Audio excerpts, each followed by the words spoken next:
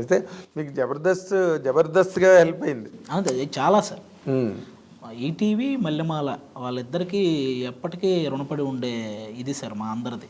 అదే ఎందుకంటే మల్లెమాల వాళ్ళ ఎంకరేజ్మెంట్ చాలా బాగుంటుంది సార్. అవునా? అబ్బో చాలా చాలా. శ్యాంప్రసాద్ రెడ్డి గారు నెక్స్ట్ లెవెల్ సార్ ఆయన. అవును. ఎవడైనా వాళ్ళ పేమెంట్ రావాల్సింది వాడు మర్చిపోయినా వీళ్ళు కరెక్ట్ టైంకి వేసేస్తారు సార్.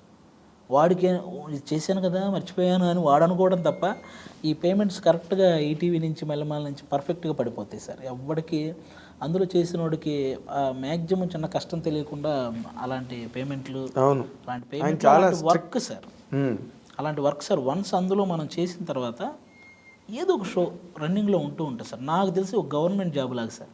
అదే డోకా లేకుండా జాబ్ లాగా అంతే సార్. రెగ్యులర్గా మన దగ్గర టాలెంట్ ఉండాలి కానీ అది గవర్నమెంట్ జాబే సార్. ఇప్పుడు శ్యాంప్రసాద్ రెడ్డి గారు అసలు యాక్చువల్గా ఈ జబర్దస్త్లు గట్ట ప్రారంభమయ్యాక ఆయన సినిమాలు చూసేత్తడం అనేసాడు. ఆయనకి ఇది చాలా రిలీఫ్ ఉంది, చాలా హ్యాపీగా ఉంది సార్. టెన్షన్ లేదు. అది కాక సినిమాకి నాకు తెలిసి ప్లాన్ చేస్తారు సార్ త్వరలోనే మంచి. ఎందుకంటే అరుంధతి తర్వాత ఇంకా ఆయన మంచి సబ్జెక్ట్ కోసం చూస్తున్నారు సార్. అవునా? ఓకే. అదే ఆయన చేస్తే ఏది చేసినా ప్రతి సినిమా చాలా డీప్గా ఉంటాయి. అన్ని సినిమాలు అంకుశం కానీ, ఆహుతి, తలంబ్రాలు, అరుంధతి, ఈవెన్ అంజి, అసలు ఏం ఫిల్మ్ అది. నిజంగా లేట్ అవ్వడం వల్ల కొంచెం అది డిస్టర్బ్ అయింది కానీ, బట్ ఇప్పుడు దాన్ని కల్ట్ ఫిల్మ్ అంటున్నారు, కుర్రాళ్ళందరూ దాన్ని ఫాలో అవుతున్నారు. అవును సార్. అలాంటి క్రియేషన్ అప్పట్లోనే వచ్చిందా అన్న ఒక ఇది కూడా. కోడి రామకృష్ణ గారు అసలు మాస్టర్ కదా ఆయన. ఇండియన్ స్పిల్బర్గ్ అంటే ఆయనే అనాలి అసలు యాక్చువల్గా చెప్పాలంటే.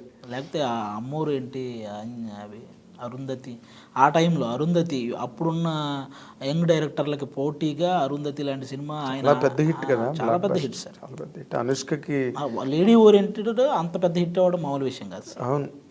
అది సచ్ ఎ గ్రేట్ డైరెక్టర్. అవును సార్. కోడి రామకృష్ణ గారు ఇండస్ట్రీ చాలా మిస్ అయినట్టు సార్. అవును.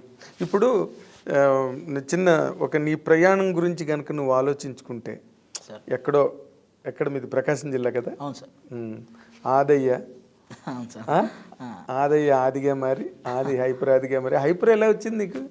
అదే సార్, నాదేంటంటే సార్ ఆ స్కిట్స్లో నాది ఫ్రస్ట్రేషన్ టైప్ మూడు ఉండేది సార్. ఎక్కువ వైఫ్ అండ్ హస్బెండ్ చేస్తే నేను హస్బెండ్లో ఉండి వైఫ్ మీద ఫ్రస్ట్రేట్ అవ్వడం, అలాంటి స్కిట్లు ఎక్కువ పడ్డాయి సార్. ఇది హైపర్గా ఉన్నాడని చెప్పి మన డైరెక్టర్లు పెట్టారు సార్. అది హైపర్ అని భలే సెట్ అయింది నీకు. హైపర్ అదని అదేదో అసలు చూడు, మామూలుగా మన బయాలజీలోని వాటిలో నామినిక్లేచర్ అంటారు చూడు, అలాగా మా వాళ్ళందరికీ ఆ పేర్లు వాళ్ళు. ఈ ప్రాబ్లం ఏంటంటే సార్, ఎన్ని సినిమాలు చేసినా ఈ పేరు మారట్లా. ఈ పేరు మారదు సార్.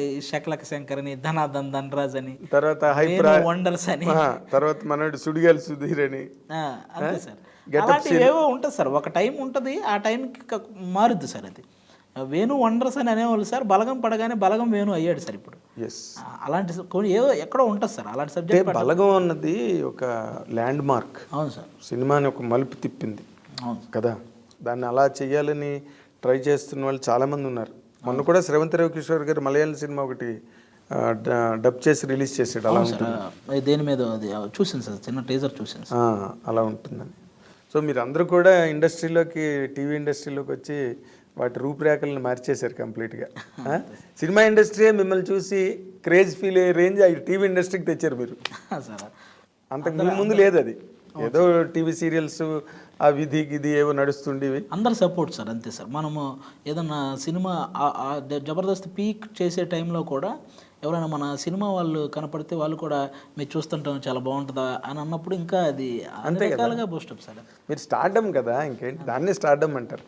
ఇప్పుడు నార్మల్గా మీ ప్రకాశం జిల్లాలో మీ ఊళ్ళో చదువుకుంటూ ఓ పక్కనేమో ఆస్తులు అమ్ముకుంటూ తల్లిదండ్రులను దీనావస్థలో చూస్తూ ఈరోజు మెగాస్టార్ చిరంజీవి గారి దగ్గర కూర్చుని ఆయన్ని చూసానయా నీ ఇది అని బయటికి వెళ్తే గెస్ట్లుగా వెళ్తే అది తీసుకునే రేంజ్ వచ్చేసి అసలు ఈ ప్రయాణం చూస్తే నీకేమనిపిస్తుంది? అది నిజంగా చాలా హ్యాపీ సార్. నాకు మన ఆ జర్నీలో నాకు అర్థమైంది సార్, మన పేరెంట్స్ హెల్త్ మన సక్సెస్ మీద డిపెండ్ అయ్యిందని నాకు అర్థమైంది సార్. అది మన పేరెంట్స్ హెల్తీగా ఉండాలంటే మనం సక్సెస్ఫుల్గా ఉండాలి సార్. అది కంపల్సరీ. వాళ్ళు అప్పుడు వాళ్ళకి చిన్న తలనొప్పి కూడా రాదు సార్.